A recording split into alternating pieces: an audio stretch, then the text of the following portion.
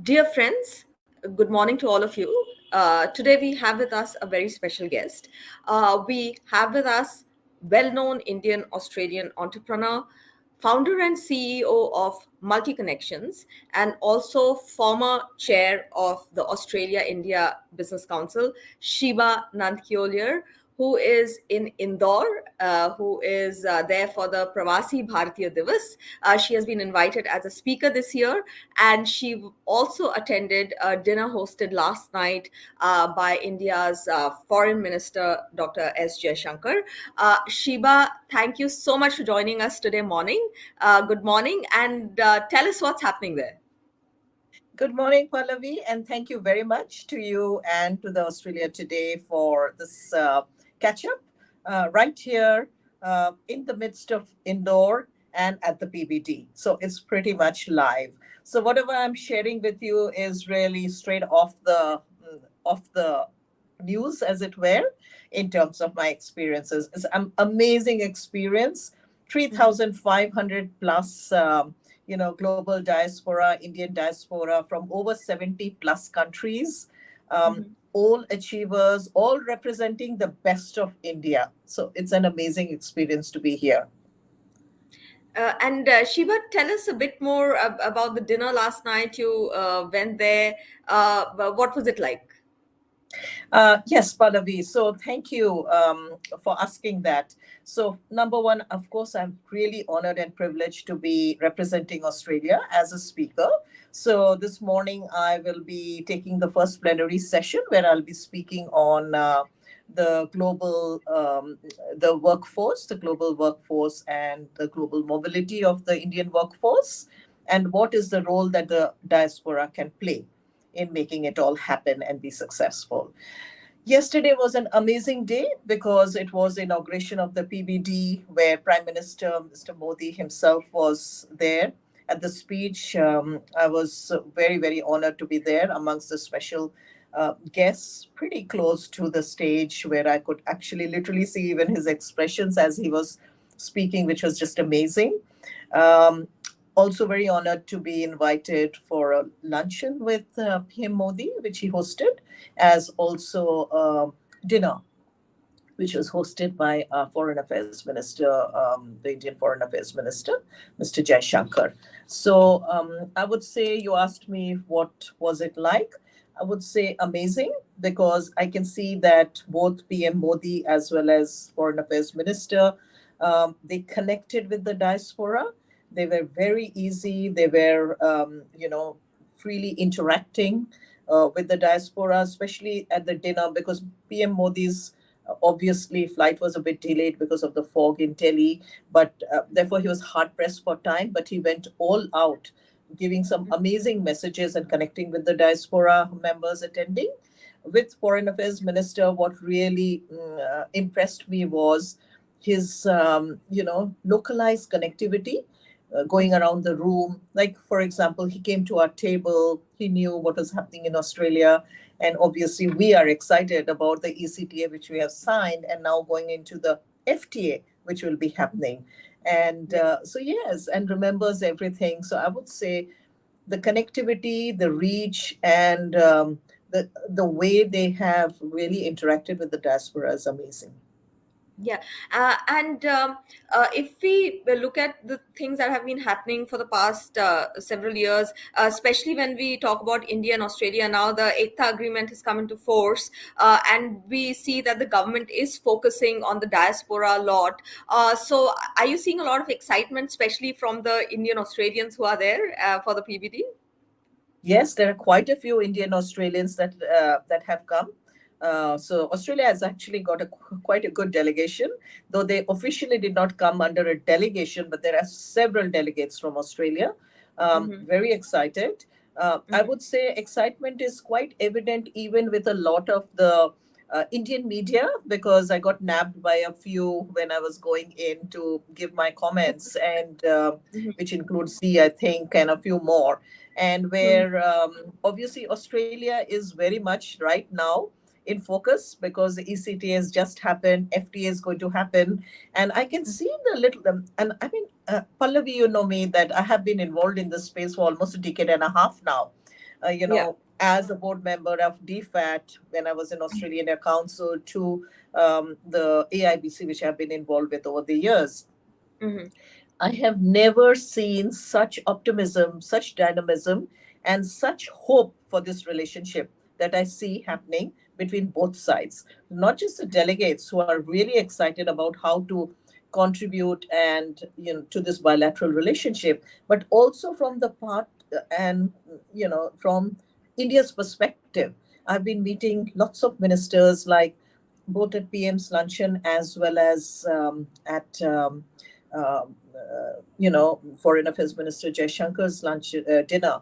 I had the opportunity to actually have close conversations with the Minister of Health, Chief Minister of MP, State Overseas Indian Affairs Minister, and a couple more. And every one of them are so upbeat about the relationship with, of course, all countries, but more primarily also Australia. Yeah, and Shiva, there are people from all over the world. So, how is it interacting with the diaspora of other countries, and how is it like? Because it's kind of a very unique event, so to speak, if one could say that. It is fantastic because, for example, here you're meeting somebody who's like a fashion designer from Spain, or you're meeting somebody who owns pretty much all the gas stations in US, or you're meeting somebody who's advisor from another country but sitting on, let's say, a UN board. So Mhm, it's absolutely a variety of disciplines that all of them have achieved in. And it is mhm, so amazing. So, yes, business is one, but there's the social, the cultural, the arts, the sports. It's just amazing. And meeting all these people absolutely brings me back to what I keep talking about in Australia and to mhm, Australian businesses, that relationship is key to doing business when you're looking at India. So, mhm, these people to people links that this global diaspora is forging is mhm, amazing because. I know somebody started chatting to me and said, "Oh my God, you do international business. Maybe I should be connecting you with this person and that person." Now, my idea was not to be going there to do business, but the whole idea is that it can actually benefit Australia if we are mhm, able to bring in investments, and not just from to do with India, but actually Indians across the world. And mhm, simultaneously, there were a lot of other companies, countries which are interested in working with us to see how we can do more with India. So I think mhm. those connections are absolutely valuable, and I think these connections will carry on these relationships over the years. Yeah, I think Shiva. I think Jay is joining us. Let me just check. Jay, good morning. You're joining us. Do you have any specific questions for Shiva? I see. I But Hi, was just Jay. How are wondering you? how are you, Shiva? Very good, Jay. And I must say that I'm so impressed with what you guys are doing, because I think this was one little space that we were missing out in terms of how do we, as the diaspora, educate the Australians to understand about New India. And Mr. Modi actually spoke about it: brand That's India, what New India, and our role as a diaspora. How do we really educate them and get to understand India? this morning I wrote a story on Pravasi Bharatiya, and there was a specific quote from Mr. Modi, and I want to mention that it Yeah. is very important to document the stories of diaspora wherever they are, their Yes. struggles, their success, and there has to be a sustained program to do that. Stories like yours, probably stories like mine or Pallavi's, or hundreds of thousands who are in Australia and globally, those stories are supposed to be documented the way they came. Everyone has unique stories, and probably the Australia today has that work to do in coming years, I suppose. But my question from you is, did you have a taste of a jalebi and rabdi there in Indore?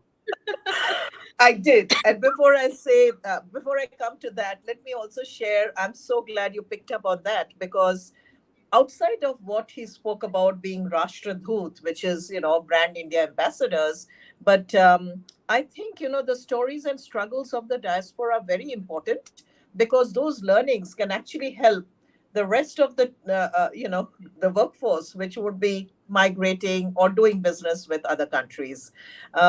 For myself, just, stepping in there, I was a reluctant migrant. So I really didn't want to migrate, but because of the family decision to migrate, I did. And I think I'm in a situation now to understand, from being not too happy about coming to Australia to being able to now contribute back to India in a let's say a place of influence, is really important. So I think those struggles are good, because they also teach you. I love Australia now, and I love India too. But there was a time when I was like not at all happy about being in Australia. But today, as a diaspora member, I can see the added benefits of both places, and how do we really put them together, you know? So that's one. Number two, yes, there was jalebi. Uh, Food was amazing. Let me tell you, today we have the governor who's hosting us for a dinner, for a lunch, sorry. Lunch or dinner? Lunch, yeah. But even PM's luncheon, Foreign Affairs Minister, and forget all those special lunches. I actually had the diaspora lunch, which was mind blowing. It was held in the grounds, the best of Maharashtra, the best of a whole lot of, you know, um, I just didn't know the variety. I don't know. Pallavi, you're from MP, right? I Yeah. didn't realize what an amazing, breathtaking cuisine that you guys have, from Yes. desserts to entrees to mains and vegetarian food. Yeah, and I just Indore loved is it. well known for its food. Actually, I it is just well loved known it. for its food. Yeah. Yeah, yeah. So it had the Sitafal, Rabri, and oh my God, I can't even explain. Amazing stuff. But definitely, yes, the jalebi was absolutely fantastic.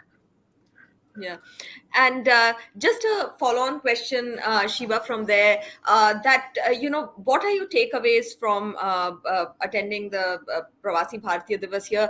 How important a role do you think the diaspora, the Australian diaspora, as well as the global diaspora, is going to play as India, emerges as a superpower? How important a role is the diaspora going to play? I think, Pallavi, the diaspora's role is going to be very, very important and quite critical to the success and progress of India, if it is to become, and it will become, it is set to become one of the largest economies in the world. So what happens is, diaspora members understand India and the opportunities that India presents, including challenges. And those challenges all have ways of, meeting and going ahead in terms of how we can, move forward. Also, they have amazing understanding of their own countries that they reside in. And Mhm. therefore, I think diaspora members, and this has been accepted by the Australian government too, who have claimed that the Indian diaspora is uh, breathing breathing rich heritage, and a huge opportunity for Australia to really fast track this relationship. So my takeaway, diaspora, very important, a very key partner in the Amrit Kaal, as PM Modi spoke about, Mhm. and they're going to be ambassadors, not just for the you know, it's like ambassadors in a holistic, healthy kind of a life. So it's not just making money or in business, but I want, as Mr. Modi said, I want them to be ambassadors for Ayurveda, for cottage industries, for people who've been left behind, perhaps. So I just loved that takeaway, that as an ambassador, you're not just looking at how do I just fast track and move the dial to make a nation richer, but to make a nation richer not just in terms of business, but in terms of its social, cultural, and the amazing values that India brings to the world. Uh, Let me now. I want to stress on few things which I noticed uh, in run up to Pravasi Bharatiya Divas celebrations. I could manage to see delegations from Qatar, Mauritius, or smaller countries like that. Mhm. However, the Australian Indian participation in Pravasi Bharatiya Divas is kind of fragmented. It's kind of individual induced participation. How and when can we see like a collective program from Australia or Indian Australians, if I can say that?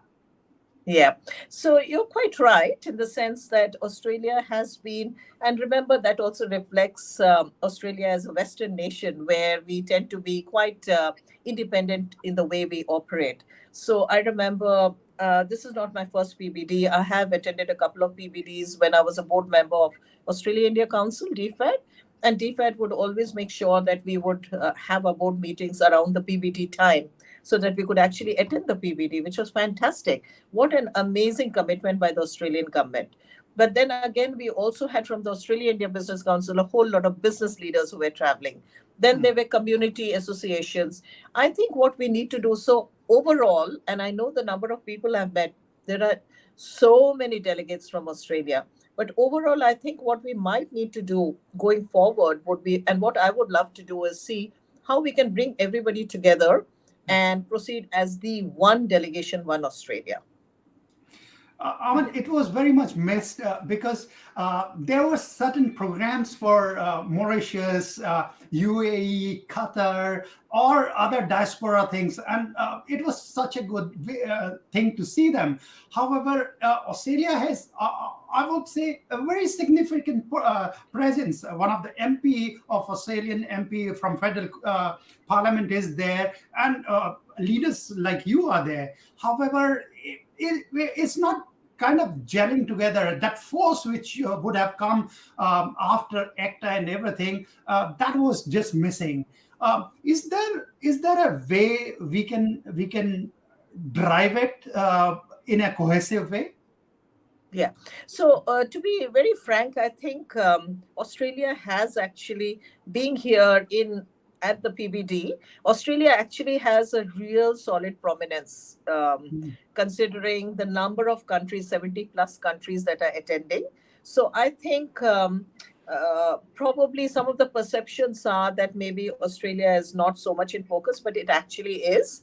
For example, just at the youth inauguration, we actually had one of our parliamentarians as a chief guest, which is amazing. And you know, when India says that it's a young demographics, and that's an advantage to actually have somebody of Indian origin from Australia coming as being there as an honored chief guest was unbelievable. So it kind of put Australia in an amazing bracket already. Outside of that, you know, when you look at the speakers, you know, I have been invited for something which Mr. Modi has been talking about a lot, which includes, you know, the global workforce, the Indian knowledge bank that he wants to build up, the critical skills that India has, and the youth demographics. Again, to be invited as a speaker in something that really is going to be critical for progress in Amrit Kaal, I think they've given Australia a fair degree of prominence. And I also know that there's somebody else from Australia who will be joining me for another session, which is on entrepreneurs and nation building. And that's Mitu Bhomik from IFFM. So that's like the cultural aspect. I'm looking more at the business aspect. So I would say today is going to be very much Australia's day, and they have given us a huge prominence in terms of speaking slots as well as how they have attended to us. Yeah, just one last question, Sheba. That How important do you think these events are also to raise awareness about the diaspora in the countries that they belong? Do you reckon that the Australian government also takes cognizance of these events, and going forward, such events should be held, and with bigger fanfare, and involving more stakeholders? Yeah, absolutely. And I think both Government of India as well as Government of Australia truly believe that they look at this PBD very, very seriously. As I said, when I was a DFAT board member at AIC, I know that they took it very seriously. They used to have the board meetings around it. Australian government is very serious about now. You would remember the interview that Home Affairs Minister had given, saying that migration is not about tweaking the migration, but really looking at solid migration changes, because she wants Australia to be the top country of choice and destination for professional migrants, internationals, and global talent. And she says Australia needs to be number one, way ahead of US, Canada, UK, New Zealand, and so on and so forth. And we also know that Census 21 has shown clearly that India is the largest diaspora now, only after UK. We Yeah. also know through our economics computation that in a couple of years, India is going to be the number one diaspora in Australia.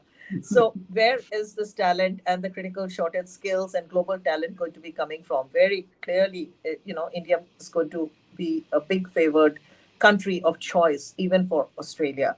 So, I think going forward, the Australian government is doing, and you know that they're setting up the CAIR, which is going to be set up shortly, with a sizable amount of investment being provided to really facilitate this relationship together, the bilateral relationship across several disciplines, not just business, but also some of the other disciplines. So I think there is a fair degree of commitment. From the Indian government side, oh, they are really gung ho. I caught up with so many ministers, with MPs, with officials who've been involved in MEA, who have been previously in roles in Australia. They're all very gung ho about this relationship now. So I think we have come upon a very, very good time where we can see this relationship really not just grow but prosper now. Yeah. Sheba, thank you so much for taking out time and speaking with us. And do enjoy all the food in Indore. It's well known for that. And thank you so much. And we all look forward to a really fantastic Australia India relationship going forward. And I think the diaspora and leaders like you have played an important role and are going to play an important role even in the future. Thank you so much. Thank you, Pallavi, and thank you, Jaya. This is Jaya. This is really good. As I said, you guys are doing an amazing job. That's part of the role of the diaspora, which is really about education. We always say education and advocacy. Those are the two pieces. And please continue doing what you're doing. Great to talk to you guys.